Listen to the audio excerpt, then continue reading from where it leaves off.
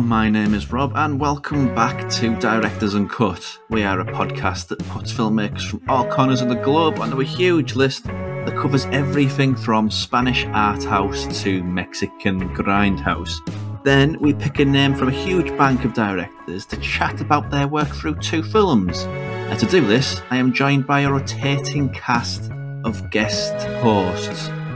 This week, I'm joined by Ygraine. Hello there.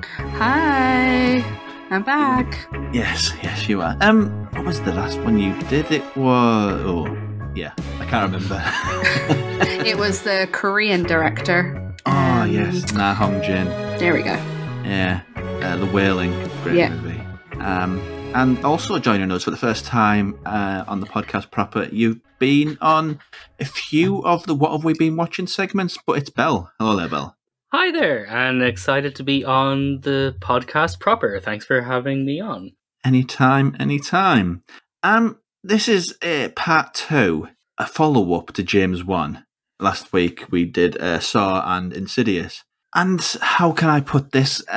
Because the answer is always obvious. It's people who learnt about these directors from either The Conjuring or Saw. So instead of asking that question and just getting the same answers I did in part 1, which is always a fun editing treat. And what are your feelings on Saw and Insidious, the other two movies that we did in this double bill? Ygraine. Saw was the first film that introduced me to James Wan as a director, and I really liked him and Lee Wanell because, you know, they were movie students, film students, and they'd made this really small film, and it had gotten, it was one of the biggest films that came out kind of around that time. So I really had a soft spot for James Wan. I love Saw, and I think anyone that says Saw isn't a good movie is a liar. It has one of the best endings there is in a horror film. Yeah. It's so imaginative. And it spawned, I know Hostel was said to be like the first dirty porn, but I don't care for Hostel. So I'm going to say... It's Eli Roth, isn't it? And he's not great. Exactly. Yeah. Exactly. So I'm going to say Saw was the forerunner for torture porn. And then Insidious, I like it because I love ghost stories, and I think James Wan is a proper William Castle character. And I think with Insidious and The Conjuring, he really brings that horror tradition back to the good old-fashioned ghost train, where, yes, there are skeletons flying at you from, every which way corner and old ladies on roller skates. But, I just love it. I love it. They're such good comfort films and such good Halloween films when it's rainy outside and you want to put on your Snuggie and watch a good ghost story in the dark. Excellent. Couldn't agree more. Belle? Yeah, so the Saw films themselves, it was interesting. The very first Saw film I saw was Jigsaw, so I had an interesting introduction to the franchise. Okay. But then revisiting the Saw, the first Saw film, and then actually the entire franchise, because I did my own little retrospective on my own pod, Fishnets Philosophy. So getting to re-examine a lot of those films was good fun. And yeah, the very first Saw, classic. It just changed things up. It's a film very much of its time, and I also love how much it kind of takes from the same kind of filmmaking ballpark as the Texas Chainsaw, and that it plays with your imagination. It makes you think it's more gory than it actually is. And then, and like Ygraine, I just love ghost stories. It's probably one of my favorite types of horror film. So Insidious just delivers on that. And it's really clever in that it's a ghost story possession movie where they actually leave the house, and it ends up following them. Such a good twist, yeah. Yeah. Plus, it has horror daddy Patrick Wilson in it. Always a plus. Yeah. If that's not the greatest selling point ever, I don't know what is. So I assume you're liking the tall grass then, if that's your stance. You know what?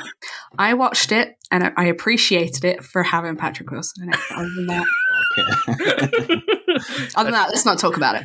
I can't say fairer than that. For me, Saw was a funny one because, let's be honest, it did become such a huge whipping boy for people who hadn't seen it before. And I'll be honest, I bought into it a little bit. I bought into it completely because I'd seen other torture porn movies, and it's just not for me. I don't like this. It's dull, honestly. Yeah, I mean, I think Saw was kind of like where we've had torture porn for like torture's sake.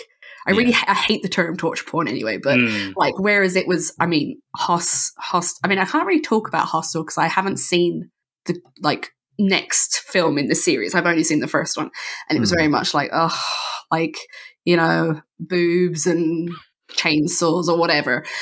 But it just felt like Saw was just so much smarter than that. It was like, well, at least the first three was.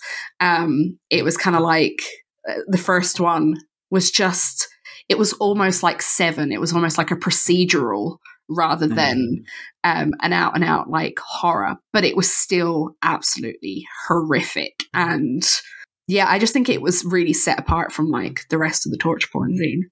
And what Belle said there, the Texas Chainsaw thing. I mean, Texas Chainsaw is not a violent movie. I think you see a hammer hit.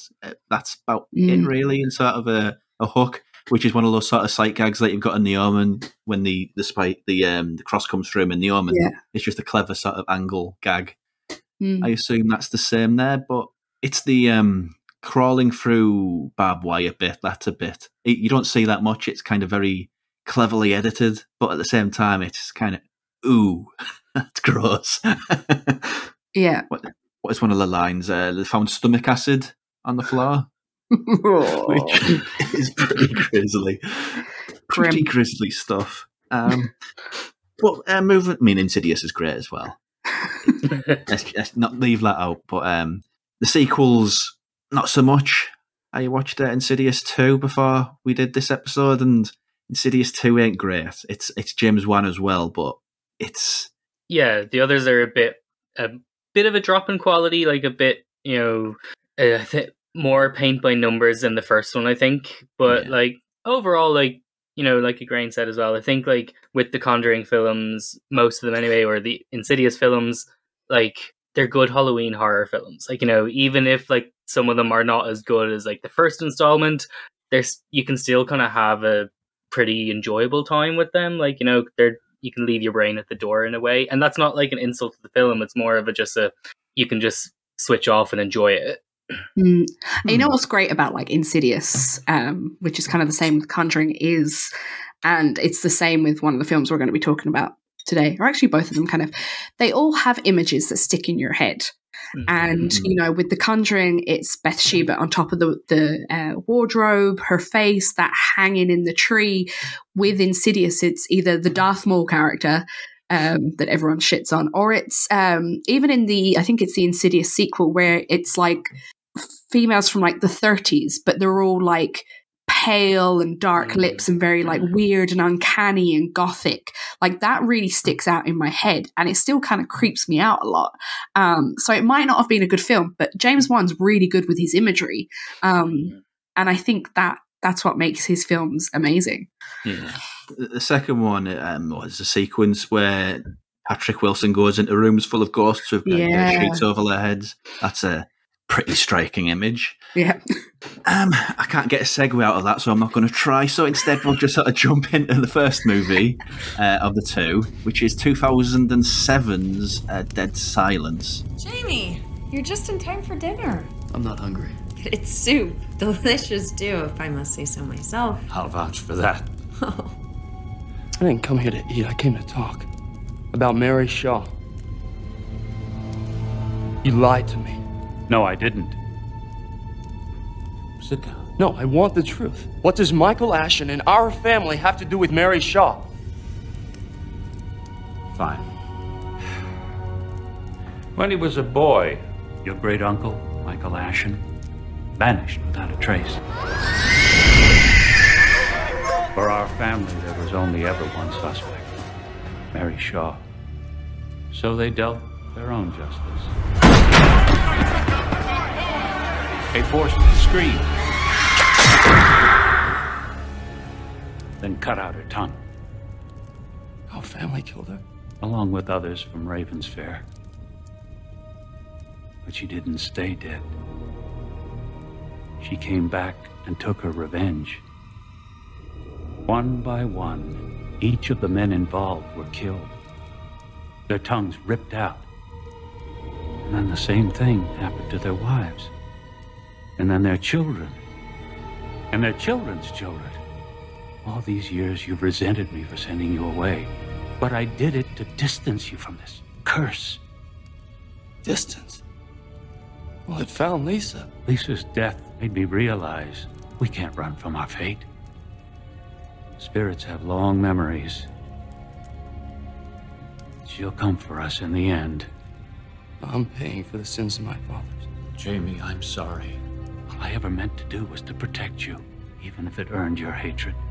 I don't know how, but one way or another, I'm gonna stop this thing. A synopsis of Dead Silence, like to the simplest version, it's about creepy, scary, possessed puppets. That's the simplest synopsis of it. But a more deeper synopsis is that it's about the mystery behind the main character's family and why this puppet ghost has somehow killed his fiance, and he goes back to kind of get to the bottom of this mystery, and he learns more about his family backstory and more creepy puppets.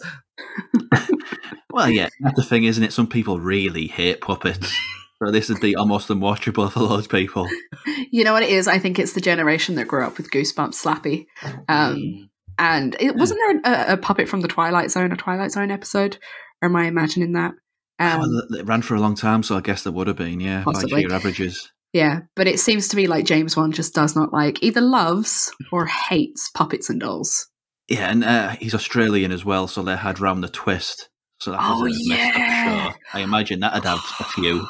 I loved Round the Twist. And I'm really, really sorry for people of a certain generation who hear me say Round the Twist, because I know that theme tune is stuck in your head now. Right now, I'm like, don't sing it, don't sing it, don't sing it, don't sing it. Really sorry. It's Have impossible. You ever felt like this? Sorry, I'll stop. It's not possible. It's not possible. Oh, that. So, yeah. Dead Silence. What are your thoughts on it, Ygraine? I love Dead Silence. It is possibly my favourite James Wan film.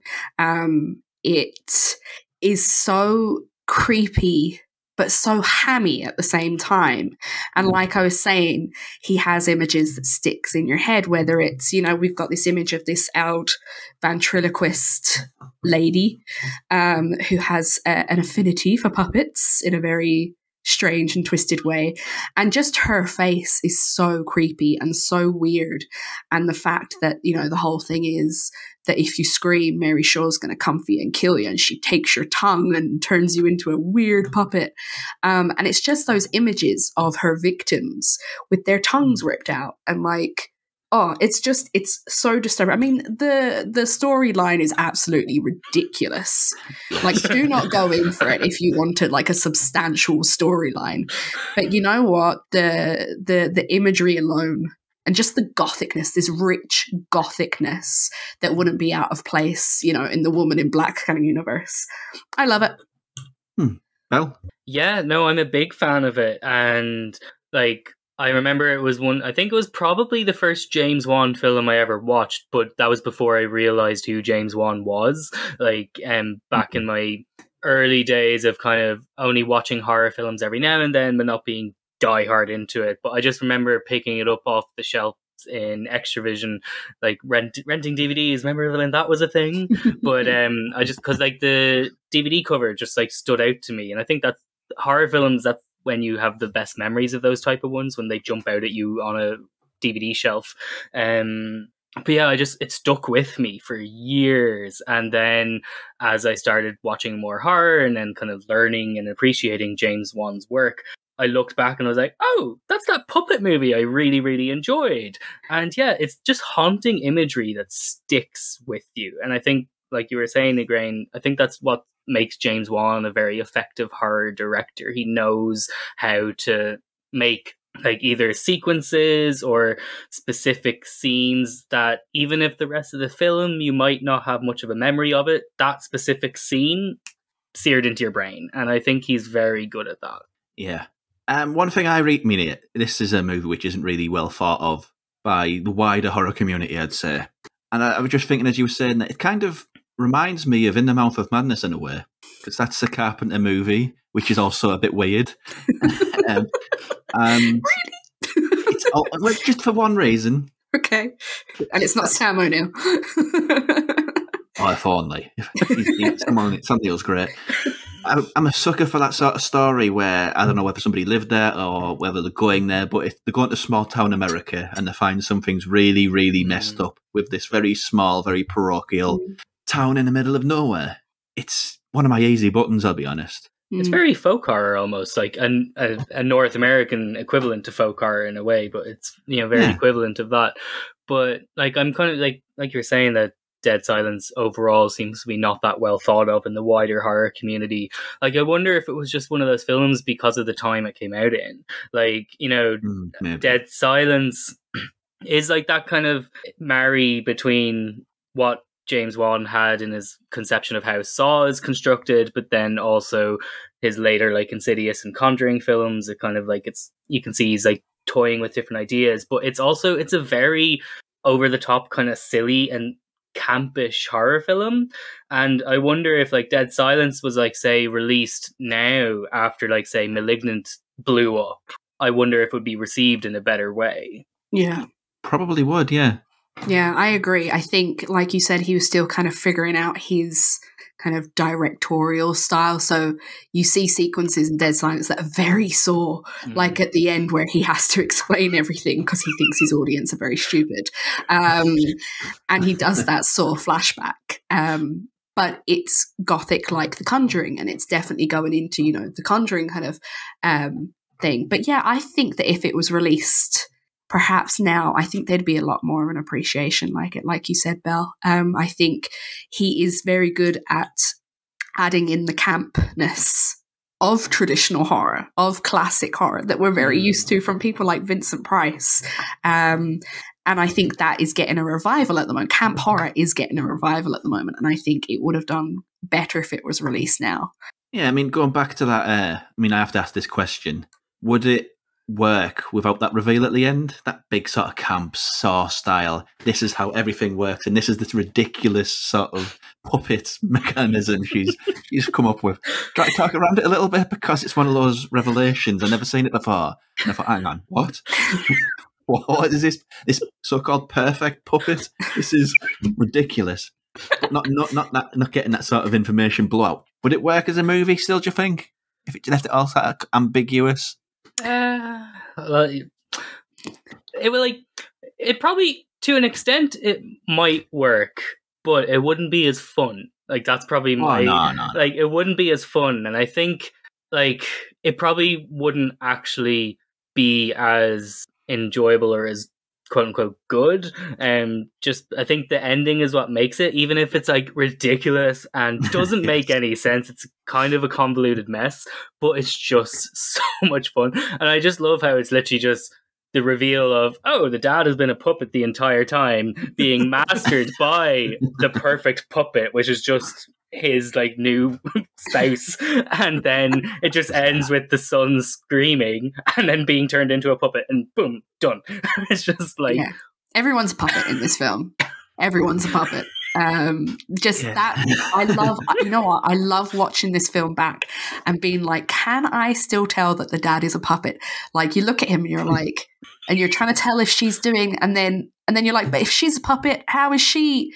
And who's puppeteering her? And it's fantastic. I absolutely love this film just for its rewatchability as well. Like, I rewatch this film a lot.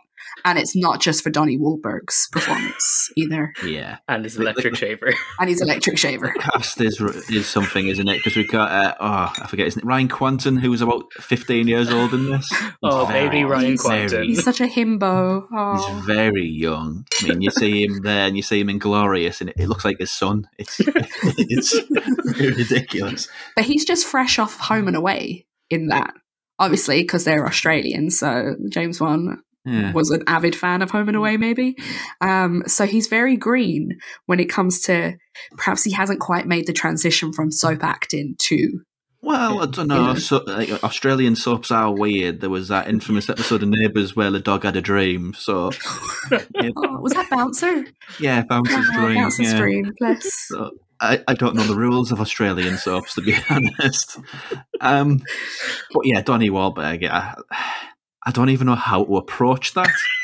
Because as a character, he appears quite consistently, but every time, the first time you see him, he's got a pocket electric razor and he gives it a good old once over.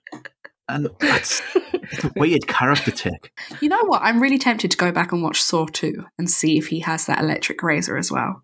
Maybe it's just how he lives his life. It's not a character bit, it's just him as Maybe person. It's like a James Wan Easter egg. Which one of his characters has an electric razor? And he clearly lost the electric razor between Saw 2 and Saw 3 because he has a big, giant, bushy beard in Saw 3. So it's like, at some point he lost it and misplaced it. But yeah, no, his character, like you can tell that he's obviously being cast as like the typical kind of asshole detective that's also / maybe comic relief. And I'm just like, I never know if it's actually... which is it trying to be? Is he trying to be an asshole or is he trying to be just comedic? I don't know. And I don't know if that's just because the character is just very shallow and not that well thought out, or if it's just Donnie Wahlberg is not that great. And I'm not sure. He's kind of a dim character, though, really, isn't he? So I mean, one thing that I don't think people give James Wan enough credit for is he knows how to do funny horror movies. Yeah. Yeah. Funny characters in funny horror movies, which I guess... it's kind of a weird little point, isn't it? I mean, these are very campy movies. He does camp horror so well, but people take them so seriously at the same time. Yeah. I think people, because of Saw, like Saw's not, I mean, it's a little bit campy if you look at Billy the Puppet, but like, that's not campy. So I think people are looking at Saw and being like, well, this is deadly serious and blah, blah, blah. And they think that that's what James Wan is all about. Whereas, like, that was James Wan and Leigh Whannell. Whereas James Wan on his own is, like, camp horror. Like, the king of camp horror, I think, at this point. And it's interesting that you say that as well, because even with, like, the wider Saw franchise, like, the kind of first ones, which were Wan and Whannell, kind of kept that tonal balance of being pretty serious with maybe dabbles of, like, inklings of campness, but pretty much serious. But then once kind of Wan and Whannell leave and it goes to the rest of the people who took the franchise on, then it kind of goes full over the top insanity, in a way campness in a different type of vein. So it's interesting to see. Obviously I wonder, that was probably maybe James Wan's seedlings that people picked up once the two of them left. But yeah, he does camp horror fantastically, and I kind of get disappointed when people take these type of films really seriously, and I'm just like, you're not supposed to. That's the whole point. Right? When people got up their arses about Megan, and you're like, oh, come on. Like, it's a robot. Like, of course it's ridiculous.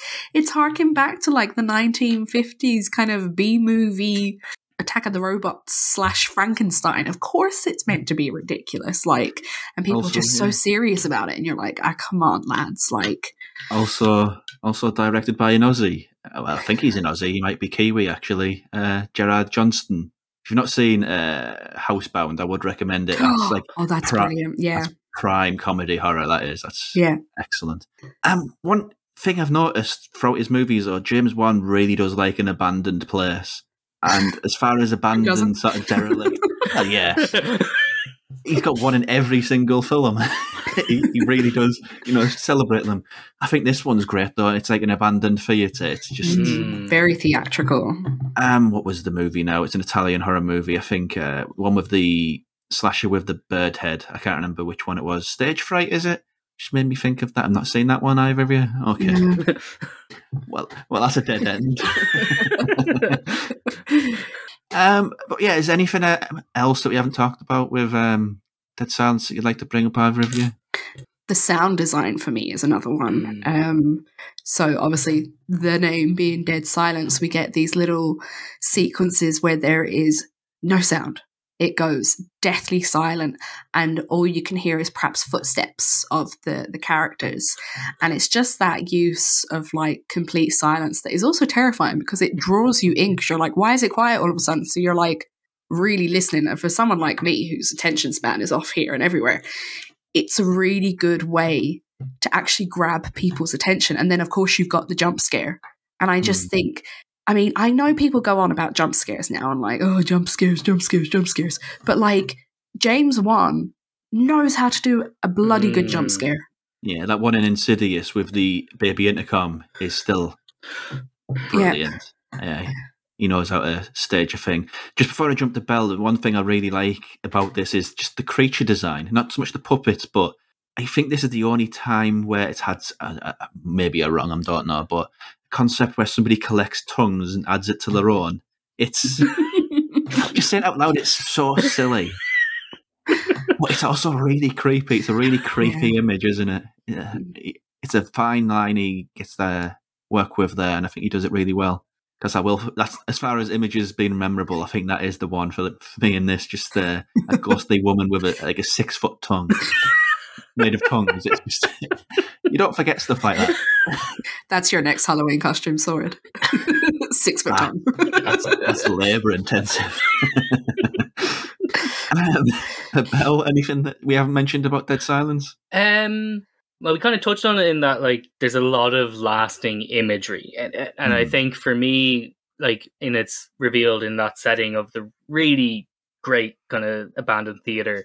But it's just, like, there's that, when they mentioned the backstory of when Mary Shaw was kind of first embarrassed by this little snotty kid that was like, I can see your mouth moving and giving out, and then like the kid disappears, and then like when Baby Ryan Kwanten and Donnie Wahlberg are in the theater, they discover literally that child's body has been turned into a puppet, and like that is one of the scenes that just the images that just sticks with me. And like anytime I'm rewatching it, it's like it still impacts me because it's just so creepy. Like, you don't see stuff like that, and like you tend a lot of the times in like horror films, like you don't really see a lot of like visibly disfigured and dead kids.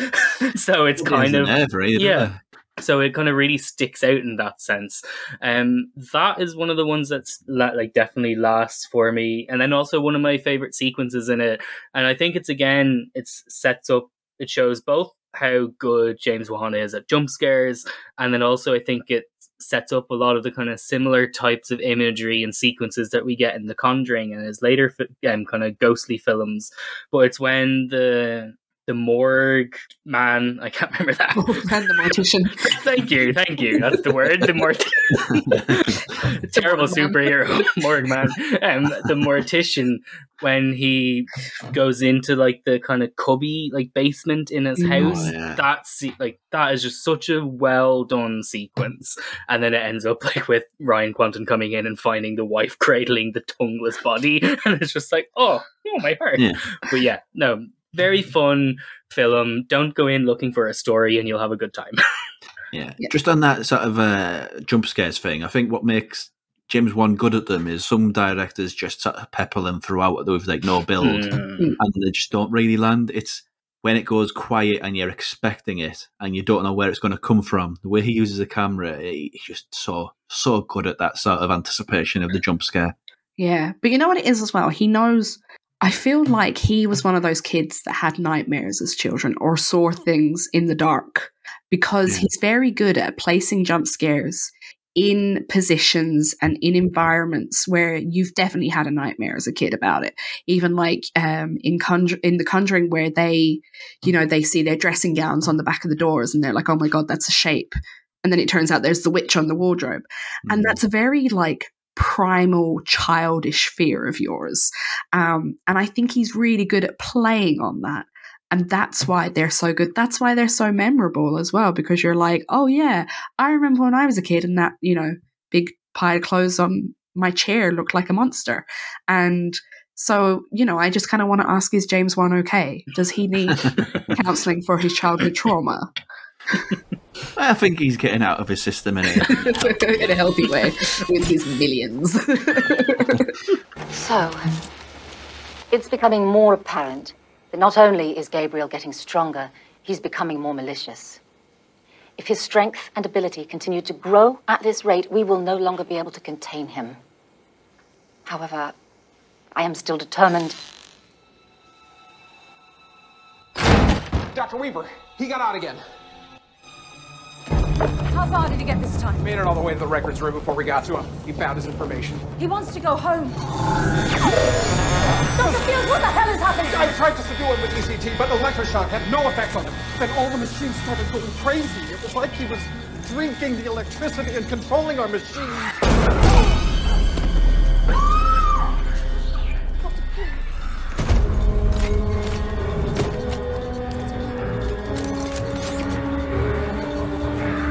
No, please don't. He'll kill you. Stand aside. Take him down now. Okay. It's kind of a continuous segue throughout this show of camp horror.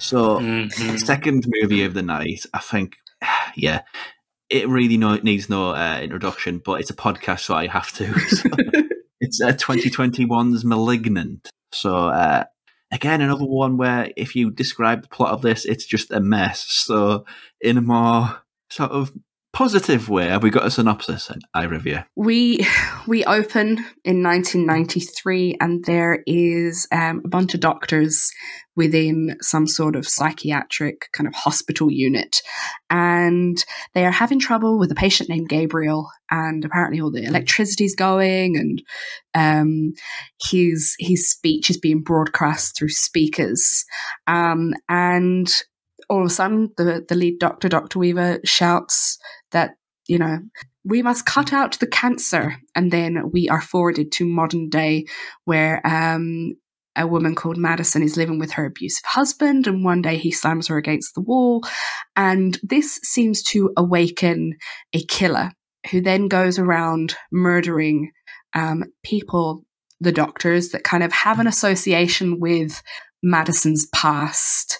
And Madison and her sister and a partnership of detectives must discover who Gabriel is and how to stop him. Belle, what are your thoughts on this one? Oh, it's one of my favorites. And again, in general, when it comes to most horror films, I do my best to kind of just go in blind, and not even just horror films in general. I never read anything in advance. I kind of avoid having as much information as possible, and not because spoilers are a thing that I have any problem with, but just because I like having it just to wash over me. And Malignant is one of those films that going in absolutely blind and just letting it wash over you is such a fun experience. But no, it just ticked all the boxes for me. It delivered exactly what I wanted. It was effective and unsettling when it needed to be. And then it was balls to the wall insanity when it also wanted to be. And it just, it was just a horror film wrapped in a bow for me. It gave me everything I wanted. I love it. I'm pretty sure it was my number one film of 2021 when we did the roundup episode of that year. It was my number one film. It came at a time where everything was so serious because we were in lockdown, and it was so serious, and it just felt like horrors were very serious at that point. Absolutely. And you're sitting there and you're watching Malignant, and I loved it first for its Giallo-esque aesthetic. I was very there for that because I love Giallo.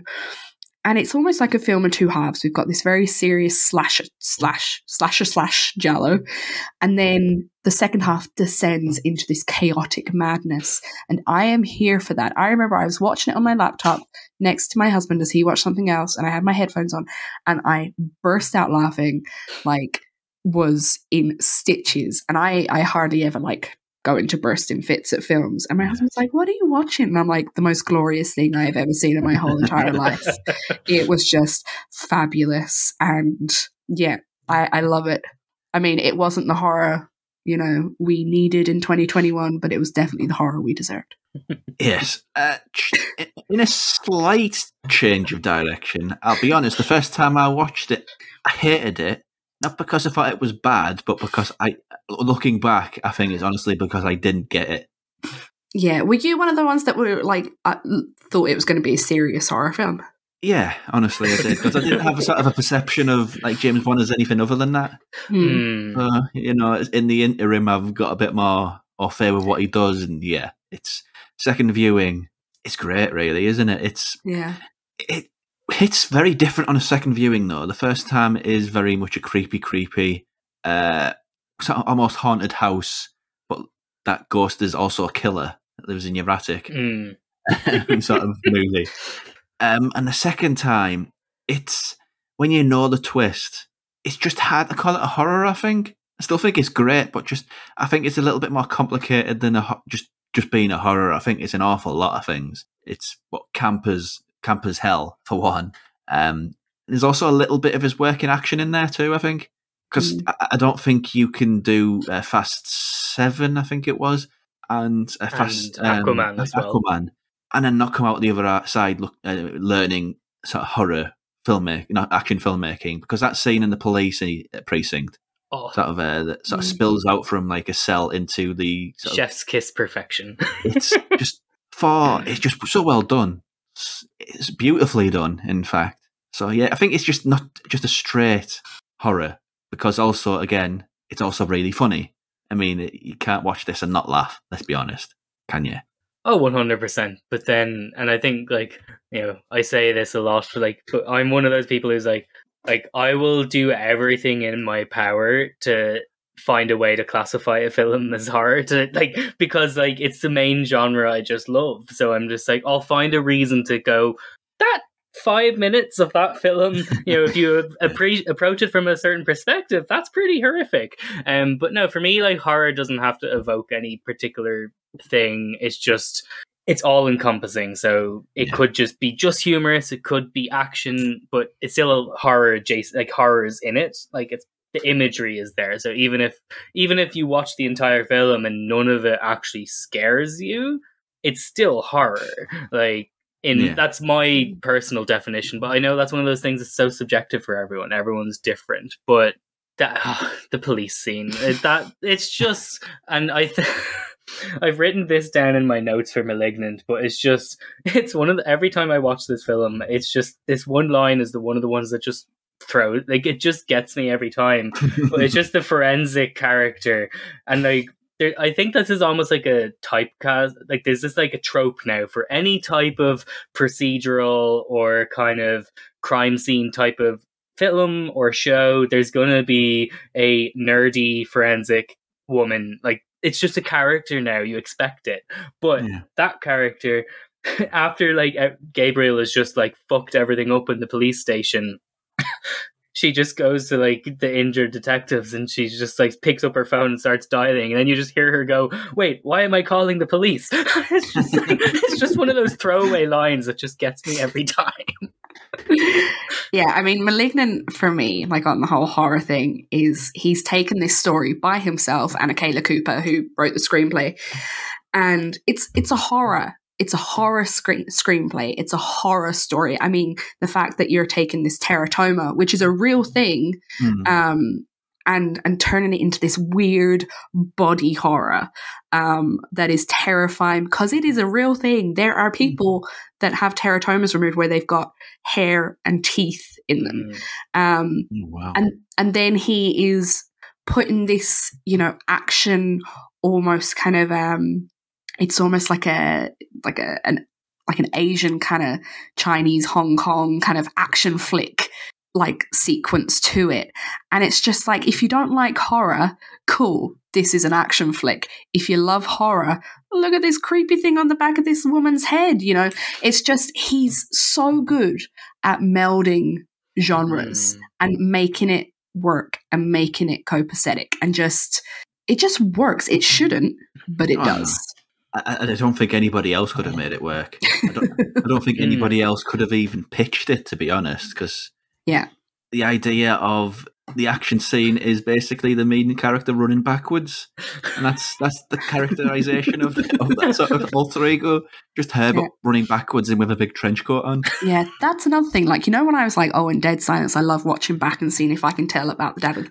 I love watching Malignant back and seeing if you can definitely tell that it's her running backwards, and you absolutely can. Why didn't I pick it up the first time? And yeah, again, it has fantastic rewatchability as well because of those factors. You do pick up those little bits, and don't know whether just sort of rewatching it. One of the things that James Wan always puts in is references to his other films. That's the one thing I didn't pick up. I don't think there's any other, because in Dead Silence there's the jigsaw puppet on the blackboard. Yeah. Hang on, no, is that right? Yeah, there's something. I don't think it's on the blackboard. I think that's in like Insidious or Conjuring. Yeah. But there is in Dead Silence. There is definitely it might be like a movie poster or something like that. I can't remember exactly what it is, but yeah, I don't remember anything like that in Malignant, which means that maybe it's all a universe. It's like an MCU universe, but for James Wan films. I'll be okay with that. I just need a Gabriel and Megan team up at some point. It just has, like, I'm just waiting for that to happen. Like, and Annabelle comes in. Actually, no, she's their nemesis. She's the. She was like, I was the first doll. Yeah, or they team up against a nun or something. It'll just Terrible. something. Yeah. But it's James Wan could make it work. But if anyone can, James Wan can. Exactly. But and I think we also have to have an honourable mention for one of the most important characters in Malignant, but his Annabelle Wallace's wig, because especially on rewatching, once you know that it's covering Gabriel, it just you can't not see it as this giant, it's above her head by about 2 feet. Yeah, I mean, it's definitely taken Lady Bunny vibes, definitely. Yeah. I mean, that's sort of the top of the cake, isn't it, as far as people who take things too seriously? It's that's clearly a wig. Yeah, but also all those old monster movies are clearly guys in suits, but they're still brilliant. It's you kind of got to appreciate it like that. Music is an interesting one, because the first time you watch it, I mean, I didn't pick this up, but it has sort of a nice sort of gothic synthy vibe about it. And then you get that the Pixies kick in. Yeah. I always love films that include pop music in a way that you don't expect it. Whether it's a Jordan Peele film taking an R&B hit and making it the scariest fucking song you've ever heard in your whole entire life, or even in A Girl Walks Home Alone, where there's that whole sequence with White Lies, Death. Yeah, it's such a beautiful sequence, that, yeah. And it's when you hear those songs just out in the wild on the radio, and the first thought is a scene in a horror film. And I feel like that's what James Wan has done with the Pixies. That now when I hear the Pixies in the wild, I'm going to be like, oh my God, where's Gabriel? It's such a clever trick, isn't it? It's not like playing the Pixies, Where Is My Mind? It's that synth classical haunting score, which works as an atmosphere piece, but it's also subtext in the choice, the song choice of Where Is My Mind. Yeah, it was a very clever remix of it, and I think it just showed one of the reasons why I love James Wan so much. And now I don't know if this choice of music came from him or from Akilah Cooper or a collaboration, I'm not entirely sure, but one of the things I love about James Wan is that he just knows and loves horror. You can see it in every film he puts out in the horror genre. You can tell how much he loves horror. He's not just doing a horror film. He genuinely cares about the genre. And I think over the last kind of few years, a lot of horror films have really been delivering that kind of 80s synthy vibe with their scores. And Malignant was just tapping into that, but then also twisting it by having it being a remix of a really great Pixies song. So it's just such clever use of it. Yeah, I mean, the synth thing I think is very played out, because a lot of people just do it because I like John Carpenter, and that's all the reason they really use for it. And this feels like it's very aware of the fact that it's sort of just common language in modern horror, but he's using it to tell a story as well. Yeah. I mean, Malignant almost is Halloween-y in a way. We've got this young woman who has, well, I know it's the second Halloween when we find out that Jamie Lee Curtis's character is related to Michael Myers, but it just feels a bit of a nod to Halloween and Carpenter, where we've got, this sibling kind of relationship. And yeah, that was just my thought there. I don't know where I was going with that, sorry. But then also you could say, it's Halloween, is it Halloween 4 or 5, where Jamie Lloyd, the character, has a psychic connection with Michael, so there's also a touch of that too. So possibly very big stretch, but yeah, right. That's all being retconned by a terrible trilogy now. Well, one solid one and two terrible ones. That's fair. I will not have any slander for the brilliant Halloween Kills. No, it's a terrible film, but I love it because it does exactly what it is, and it's just lots of people being killed in inventive ways, but it's a terrible film. It's such an inventive movie. I don't think there's anything else really like it in the horror space. And I think that's kind of like a nice little sort of a tableau for James Wan as a director, really, isn't it? Yeah, and I think that's why he's kind of working, well, not even working his way. I'd say he is in the same vein as Craven and Carpenter and, Cronenberg, as in he is now a master of horror. Mm-hmm. Like, who else within this present era, let's say the past 20 years, is of the same magnitude, who has the same backlog of work, who is he's so in charge of his craft that you can watch a film and you can be like, that's a James Wan film, or that has something to do with James Wan. Like, you just know from the get-go, the same way you would know with a Craven or a Carpenter film. And I think he is a modern master. I don't know whether there's anybody, actually.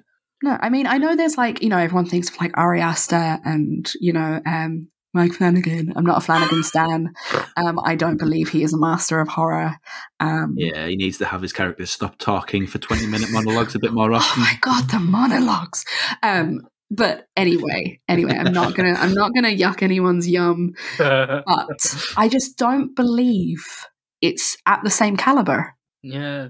I think I'd say at some point you'll probably be able to put, there's definitely some directors that you can see are going to get there. Yeah. As in they're going to have that level of output, and once they do, they'll be in the same category. But right now, in this moment in time, James Wan is probably the only kind of modern new master of horror, is what I would say. Because a lot of the other directors that you go, oh, they're one of my favorite horror directors, they only have 1 or 2 films out. Yeah. So it's not enough to reach that level. Yeah. Like I say, Jordan Peele's getting there, Julia Ducournau's getting there, Jennifer Kent, but they just haven't got that same backlog yet, or back catalogue, not backlog, that's the wrong word, back catalogue of work that James Wan does. Yeah. Anything else about Malignant that we haven't talked about that you'd like to bring up? I want to talk about the creature design. I know we talked about it with Dead Silence, but just the creature design of Gabriel is so, just that image of when he's coming out of her skull, and it's oh my God, that is horrific. The fact that they were like, you know what we're going to do with this attached twin, we're just going to stuff it into her skull, plaster it back up and hope it doesn't come out. I know that's all about suppressing trauma and all this kind of, the thing with Malignant, it's probably one of James Wan's only subtextual films, his only film that really deals with this deeper level of trauma. It's not just ghosts and funny things. And I just love that there is that deeper level of reading behind the film to such a ridiculous film. But yes, creature design. Sorry, I go off on such tangents. Creature design. Yeah, well, it is a sort of, just on that before you look back around again, it is basically sort of domestic abuse survivor story, isn't it? So yeah, and a bit weird. I think that's almost what makes Malignant even more just so clever and stronger as a film, because like you were saying earlier, Ygraine, that Malignant came out at the perfect time, and that everything was so serious, everyone was just down because of everything going on in the world. So it was great to just have a film that you could just kind of let loose with.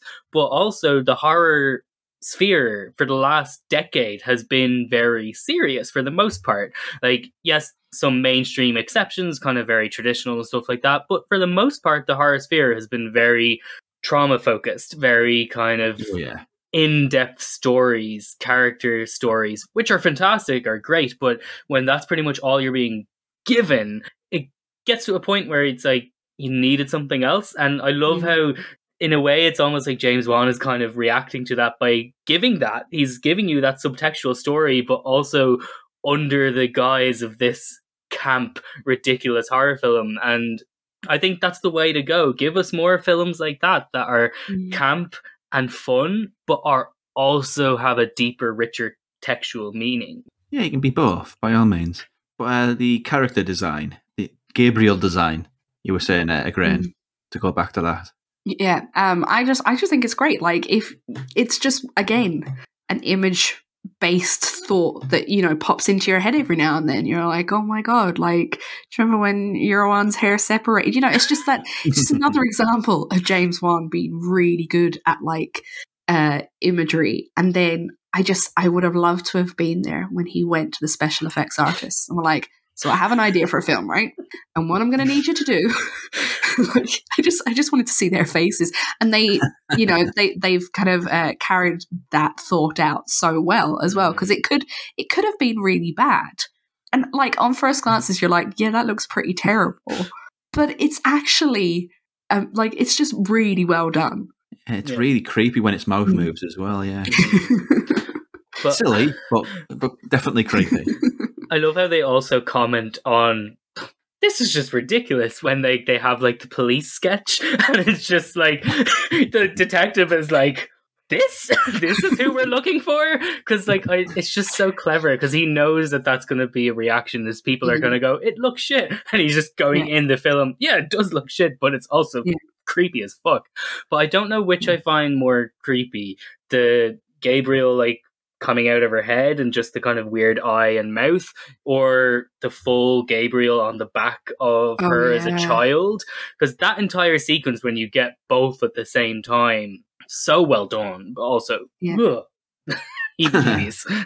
Yeah. And it's also the long black hair as well. There's an element of the Japanese sort of J-horror naughty style with, you know, the long hair of a young woman. Yeah, you know what it actually reminded me of the first time I saw it? I don't know if either of you have seen Cherry Falls.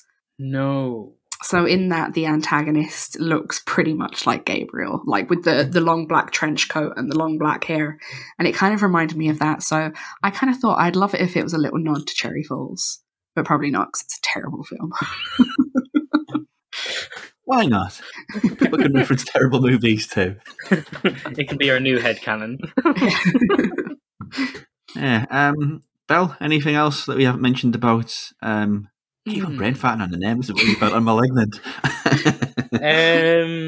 The only thing is just like, this film is just so fun and dumb, but it's just like one of my favorite sequences is like towards the end in the big kind of final fight off with Gabriel, where she traps Gabriel back in his, like, she reverses the sit roles, and Gabriel is now trapped in her body, in her mind, and like her sister is like crushed under the hospital bed, and she just goes, it's always been my body, and just lifts it up and fucks it over. And it's just like, because the one thing I'm just like, surely she would have realized at some point in the past that she has this weirdly super strength. Like, but I just love it. It's so fun and dumb. It's one of my favorite films. That was probably the weakest part for me, was like when it got all about family and stuff. I was like, oh, shut up. Like, I don't like that kind of, and you know, the whole kind of sister thing. And she's like, oh, you're actually my sister, even though you're not my blood. And you're like, bitch, like, she was your sister the whole time. Like, I don't know. I just didn't like that sappy bit. I was just like, oh, shut up. Yeah. Get back to the killing. Yeah, it's a bit of a middle finger to adopted kids, isn't it? Yeah, it was like, I thought it was just like a bit hammered in. I did like that was something, that I definitely, every time I rewatch it, and I think I'm probably up to about 10 rewatches now, because I just love it. It's one of my comfort horror films, like, so I will put it on so many times, but every time I rewatch it, that's the one thing that always kind of leaves a bit of a weird taste in my mouth. I'm just like, oh, I don't know where this is coming from. Like, it just, it feels very kind of bioessentialist, and I'm just like, nah, not vibing with that. But other than that, the film is fantastic. One thing that I have to bring up is James Wan. He has I don't want to say a reputation for sequels, but I'd say it's just a measure of his success. He's made a lot of very successful horror movies that sort of need to be sequelized and franchised. That's not a word, but I'm going with it. There's been talk of a sequel to this. Do you think there should be? Because honestly, I think it's a pretty perfect one and done. But I'll let you two answer. Should there be a sequel to Malignant? There technically shouldn't be a sequel to the film, but I also love the ridiculousness of the character of Gabriel. I'm just like, if I can somehow have Gabriel in another film killing loads of people in a very action-focused way, I'm first in the seat. I'm happy for that. But an actual kind of story sequel to this film, I don't really think it needs it. Like, I think it's kind of all wrapped up. I don't really think it needs it. I want to see it, right? And this is just me being a sick fantasist. I want to see it become part of the X-Men world. I think I didn't expect that. I don't know why, but I just think if it turns out that, Dr. X or a Magneto come see Madison, like, you have a gift. It's time you use it.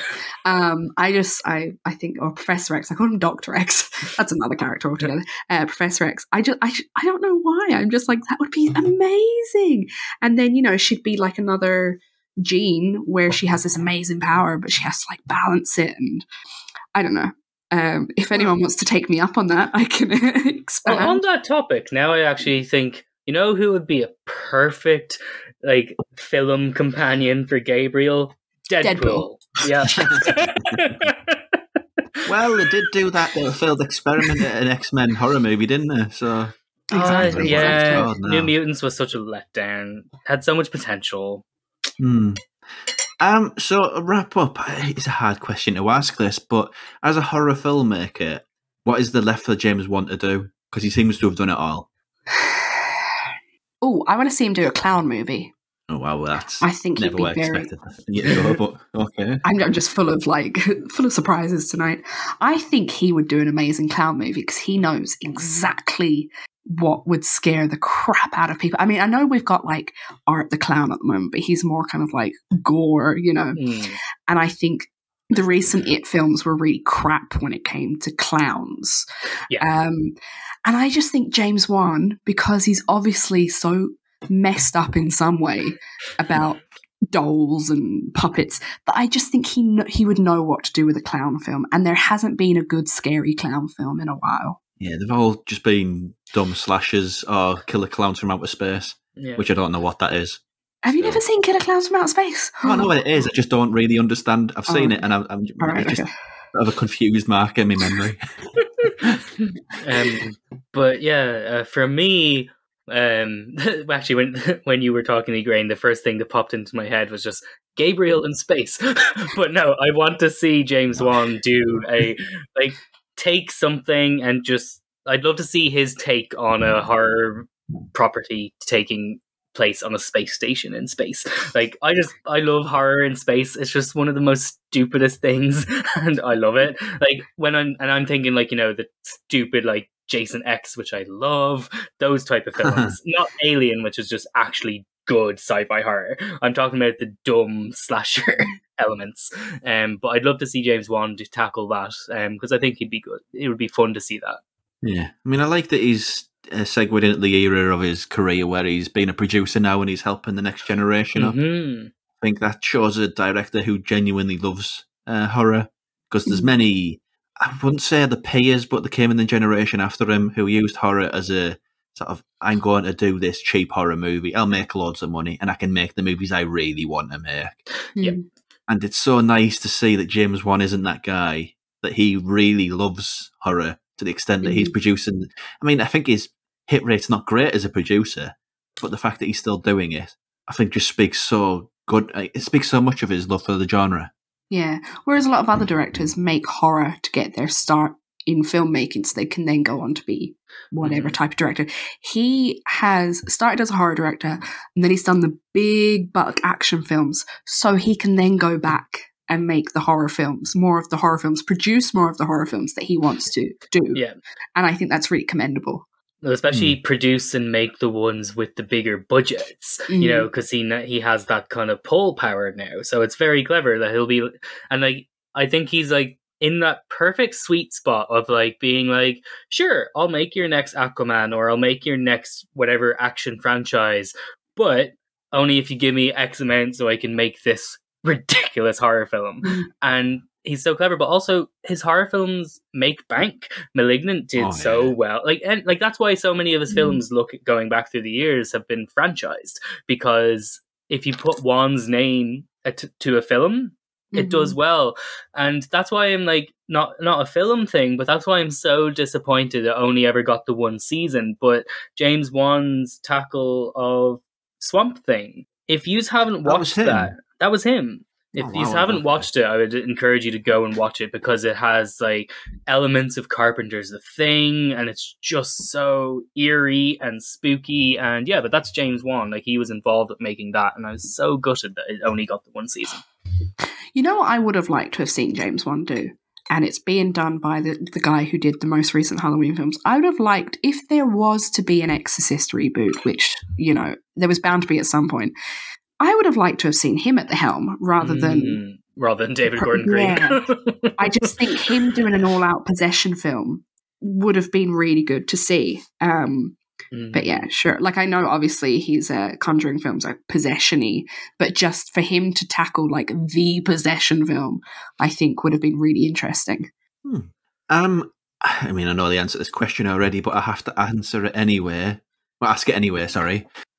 Does he have a strong filmography, James Wan? Simple as that. Does he have a strong filmography? He's been working a long time in horror now. Is it strong? Is it weak? Is he hit or miss? Because there's many different takes out there on the work that he's done. I think neglecting his action work, which I fell asleep in Aquaman. I don't watch Fast and Furious, so like I don't know his action stuff apart from like what I see in Malignant. I think it really is, because when you think about the films he's brought out, perhaps apart from like Dead Silence or whatever, but they've really been at the helm of that kind of time or that genre of movie that he's brought. So you think about Saw and you're like, torture porn. You think about Conjuring and Insidious, you're like, well, that's the haunted house, the haunted family genre. Malignant, it's just all very at the helm, and you can say whatever you like about its spin-offs and its sequels, but like all of those films, they're such strong hitters. Like, whether you're a fan of them or not, they're good films. Yeah, there's an awful lot of snobbery when it comes to the work of him. The people who use terms like elevated horror, which, just saying it here, all horror is elevated. Don't be silly. Yeah. But yeah, I think like it also like when you say does he have a good filmography, I think it depends. You know, you could say in what way are you defining his filmography? Because like, you know, he's got, like, according to IMDb anyway, he's got like 15 director credits. But then if you look at writer, that's slightly more. Then if you look at producer, that's way more. But if you're talking about specifically films that he directed, which is a much smaller number compared to everything his name has just been attached to, then as a director, I think it's a pretty solid, you know, back catalogue. Like, to my eyes, I don't really think there's that many misses. Like, you know, yeah, Insidious 2 and Conjuring 2 might not be as strong as the ones that came beforehand, but they're not necessarily terrible films. They're just not. I think it's, again, that's like, and I think that's the thing with franchises in general. Like, when it comes to these ones that James Wan has done, or just across the board, when the first installment hits so well, you're always going to be comparing whatever comes next to that first one. So it's always going to be hard to live up to the success of the first installment. But I think overall, I think he's got a pretty solid directorial back catalogue, and I don't really think there's many misses. Agreed. Absolutely. So, to wrap things up, Ygraine, where can we find you and your work on the internet? So you can find me primarily on Twitter at @what_scream.